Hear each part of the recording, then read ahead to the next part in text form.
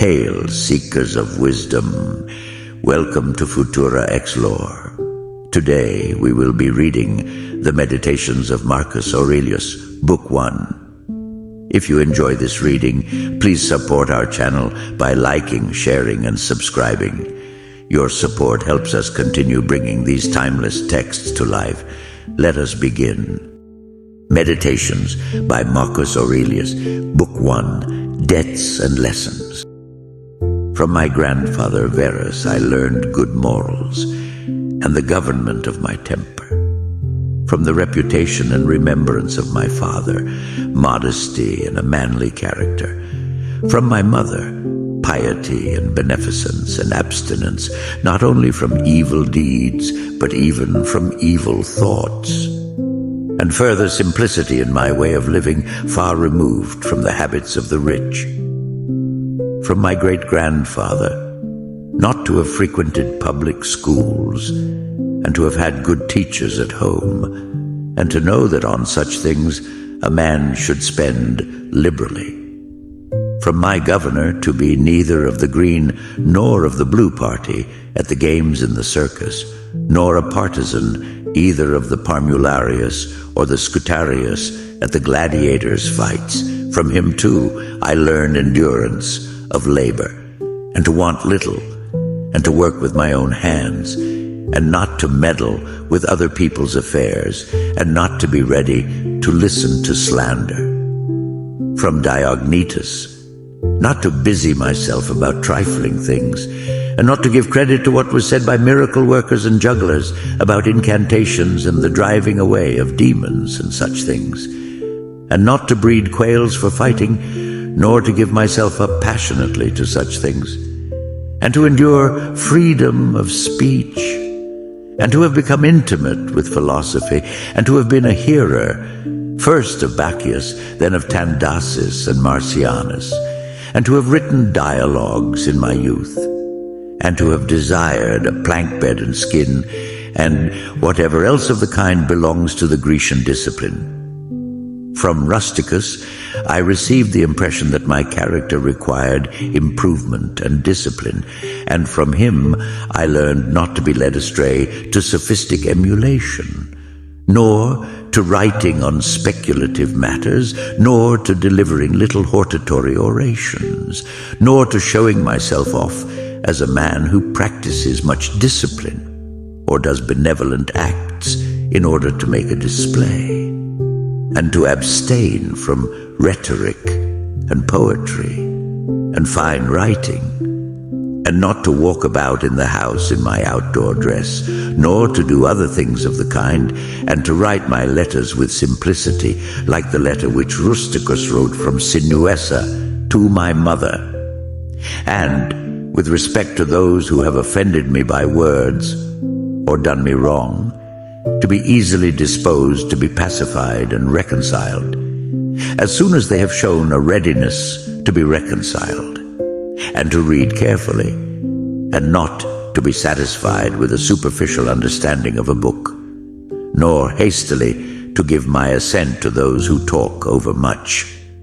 And I am indebted to him for being acquainted with the discourses of Epictetus, which he communicated to me out of his own collection. From Apollonius I learned freedom of will and undeviating steadiness of purpose, and to look to nothing else, not even for a moment, except to reason, and to be always the same, in sharp pains, on the occasion of the loss of a child and in long illness, and to see clearly in a living example that the same man can be both most resolute and yielding, and not peevish in giving his instruction, and to have had before my eyes a man who clearly considered his experience and his skill in expounding philosophical principles as the smallest of his merits. And from him I learned how to receive from friends what are esteemed favors, without being either humbled by them or letting them pass unnoticed. From Sextus, a benevolent disposition and the example of a family governed in a fatherly manner, and the idea of living conformably to nature, and gravity without affectation, and to look carefully after the interests of friends, and to tolerate ignorant persons and those who form opinions without consideration. He had the power of readily accommodating himself to all, so that intercourse with him was more agreeable than any flattery.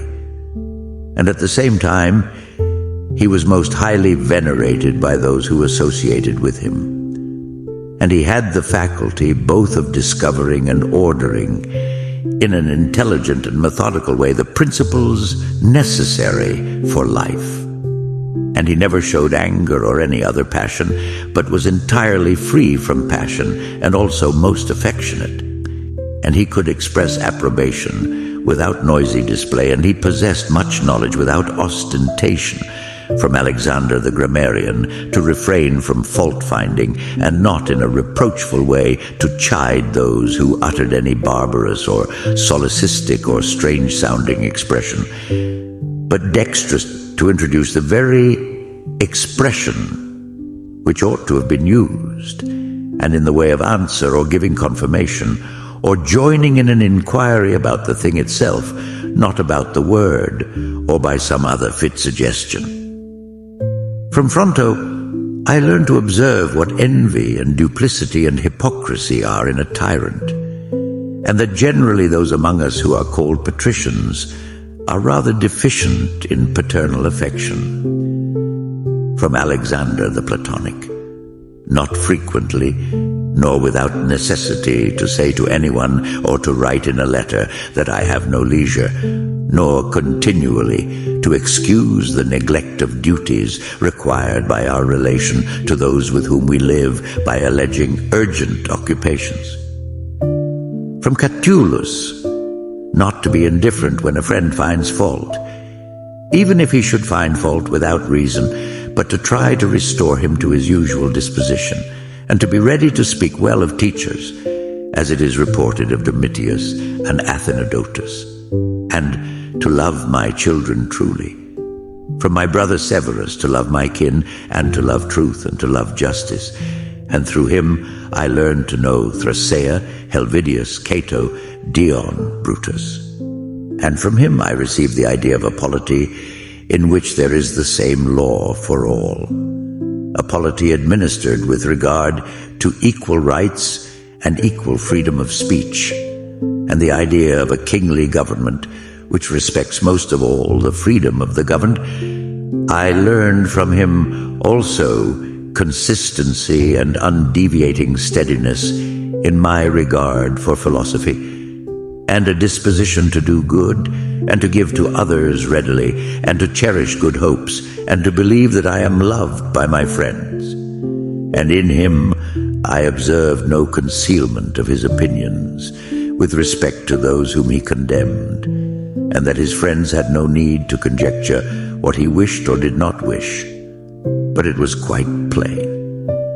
From Maximus I learned self-government, and not to be led aside by anything, and cheerfulness in all circumstances, as well as in illness, and a just admixture in the moral character of sweetness and dignity, and to do what was set before me without complaining.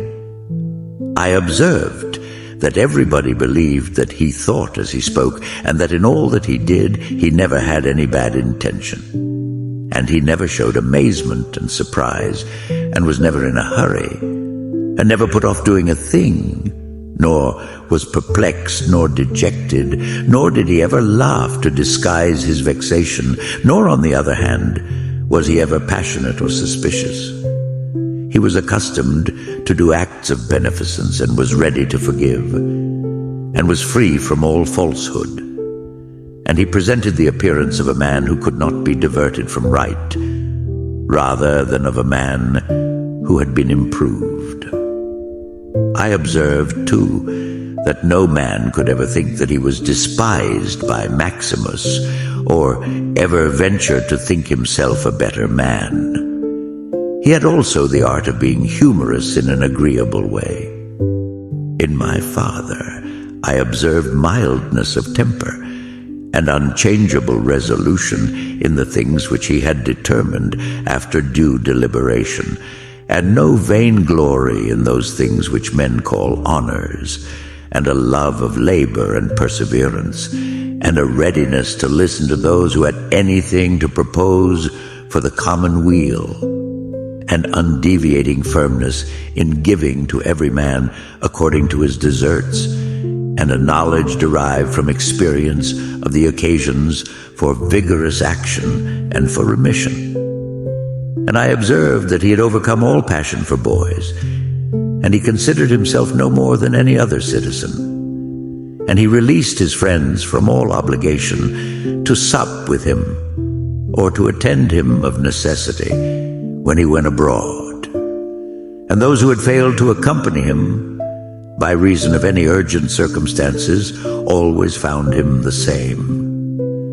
I observed too his habit of careful inquiry in all matters of deliberation, and his persistency, and that he never stopped his investigation through being satisfied with appearances which first present themselves, and that his disposition was to keep his friends, and not to be soon tired of them, nor yet to be extravagant in his affection, and to be satisfied on all occasions and cheerful, and to foresee things a long way off, and to provide for the smallest without display, and to check immediately popular applause and all flattery, and to be ever watchful over the things which were necessary for the administration of the empire, and to be a good manager of the expenditure, and patiently to endure the blame which he got for such conduct.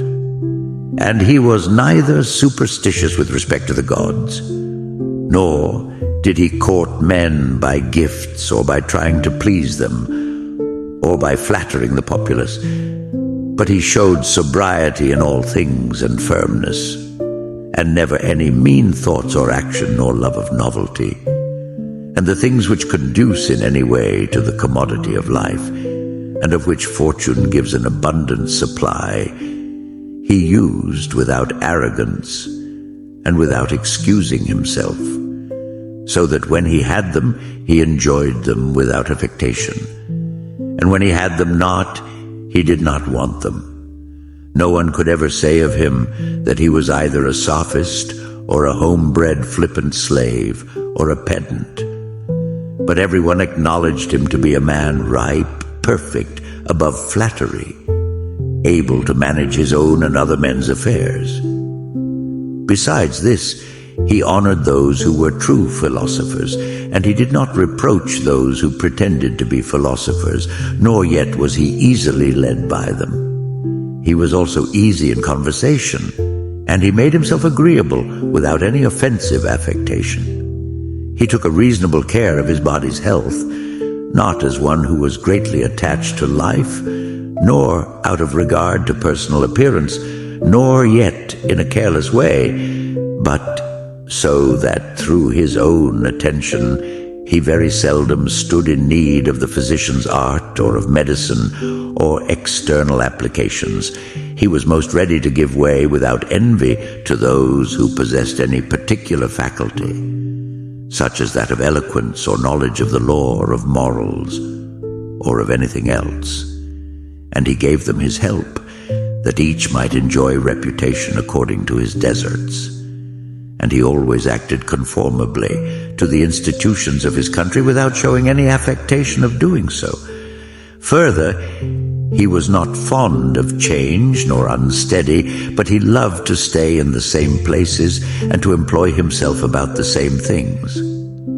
And after his paroxysms of headache, he came immediately fresh and vigorous to his usual occupations. His secrets were not but very few and very rare, and these only about public matters, and he showed prudence and economy in the exhibition of the public spectacles, and the construction of public buildings, his donations to the people, and in such things, for he was a man who looked to what ought to be done, not to the reputation which is got by a man's acts. He did not take the bath at unseasonable hours. He was not fond of building houses, nor curious about what he ate, nor about the texture and color of his clothes, nor about the beauty of his slaves. His dress came from Laurium, his villa on the coast, and from Lanuvium generally. We know how he behaved to the toll collector at Tusculum, who asked his pardon, and such was all his behavior. There was in him nothing harsh, nor implacable, nor violent, nor, as one may say, anything carried to the sweating point, but he examined all things severally, as if he had abundance of time, and without confusion, in an orderly way, vigorously and consistently. And that might be applied to him which is recorded of Socrates, that he was able both to abstain from and to enjoy those things which many are too weak to abstain from, and cannot enjoy without excess. But to be strong enough both to bear the one and to be sober in the other is the mark of a man who has a perfect and invincible soul, such as he showed in the illness of Maximus. To the gods I am indebted for having good grandfathers, good parents, a good sister, good teachers, good associates, good kinsmen and friends, nearly everything good. Further, I owe it to the gods that I was not hurried into any offense against any of them, though I had a disposition which, if opportunity had offered, might have led me to do something of this kind. But through their favor, there never was such a concurrence of circumstances as put me to the trial. Further, I am thankful to the gods that I was not longer brought up with my grandfather's concubine, and that I preserved the flower of my youth, and that I did not make proof of my virility before the proper season, but even deferred the time, that I was subjected to a ruler and a father who was able to take away all pride from me, and to bring me to the knowledge that it is possible for a man to live in a palace without wanting either guards or embroidered dresses or torches and statues and such like show, but that it is in such a man's power to bring himself very near to the fashion of a private person without being for this reason either meaner in thought or more remiss in action, with respect to the things which must be done for the public interest, in a manner that befits a ruler. I thank the gods for giving me such a brother, who was able by his moral character to rouse me to vigilance over myself, and who at the same time pleased me by his respect and affection, that my children have not been stupid nor deformed in body, that I did not make more proficiency in rhetoric, poetry, and the other studies in which I should perhaps have been completely engaged if I had seen that I was making progress in them, that I made haste to place those who brought me up in the station of honor, which they seemed to desire, without putting them off with hope of my doing it some time after, because they were then still young, that I knew Apollonius, Rusticus, Maximus, that I received clear and frequent impressions about living according to nature and what kind of a life that is, so that so far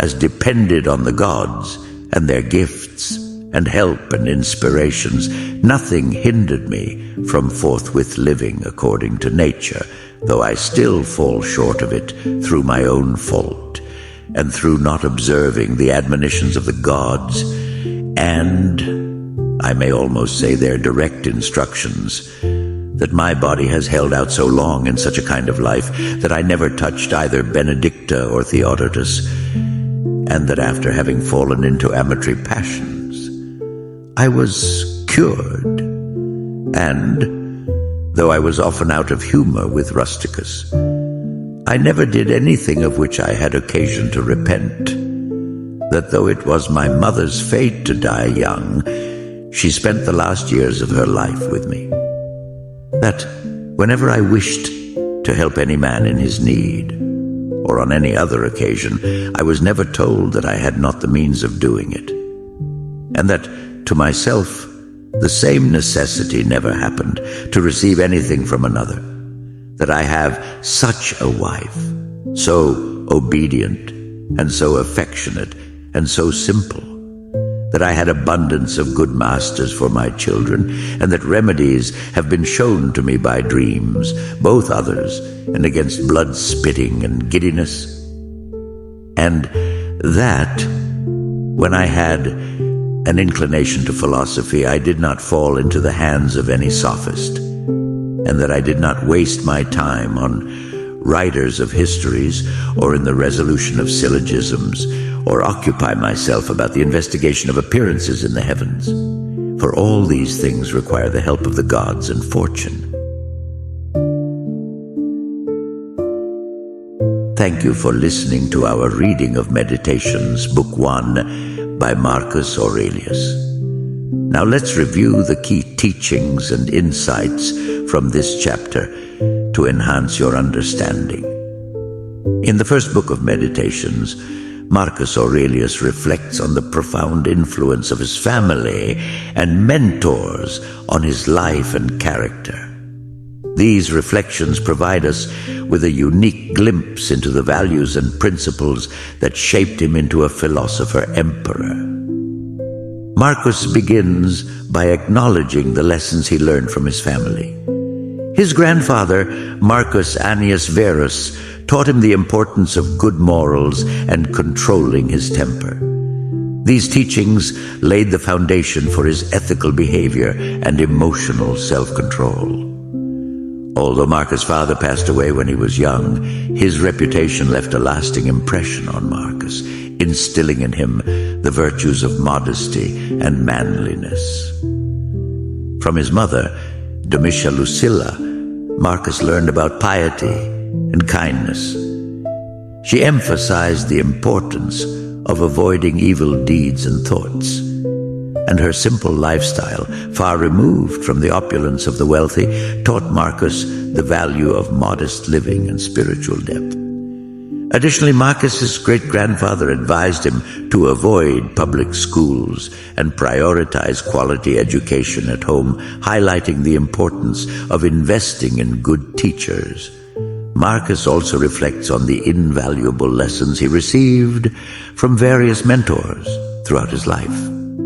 His governor taught him to avoid partisan behavior in sports and politics, to work hard, and to be content with little. This guidance helped Marcus develop resilience and self-reliance.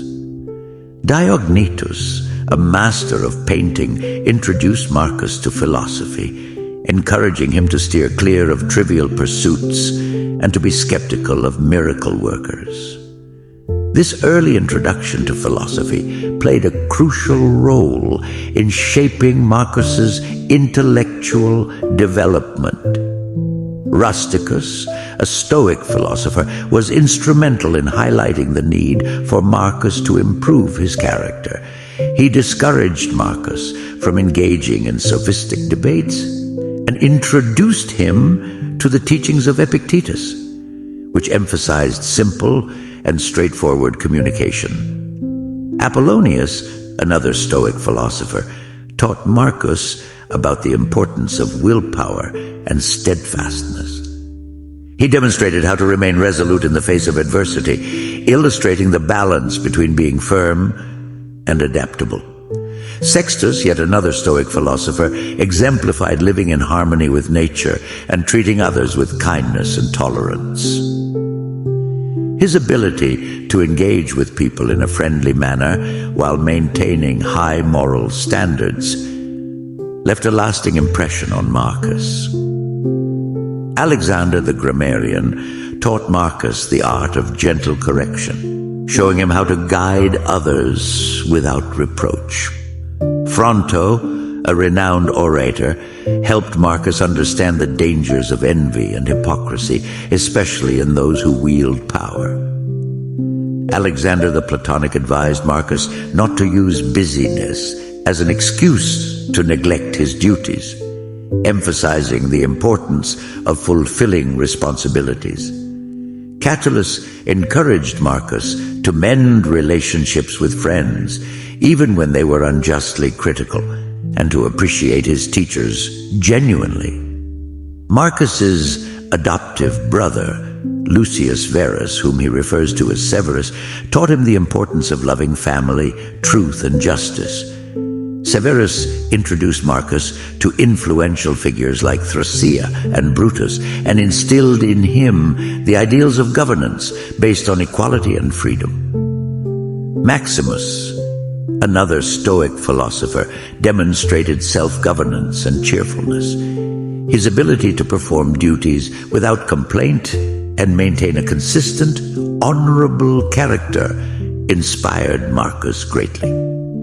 Finally, Marcus reflects on the influence of his adoptive father, Emperor Antoninus Pius. From Antoninus, Marcus observed mildness of temper and determination. Antoninus's indifference to superficial honors and his perseverance in work set a model for ethical leadership. He was a ruler who listened to others and adhered to rational decisions, showing Marcus the importance of humility and simplicity, even in positions of power. Throughout these reflections, Marcus expresses deep gratitude for the positive influences in his life. He appreciates the lessons learned from his family, teachers, and friends. Recognizing their role in shaping his character, Marcus acknowledges the importance of living simply, avoiding sophistry, and continually striving for personal growth and ethical living.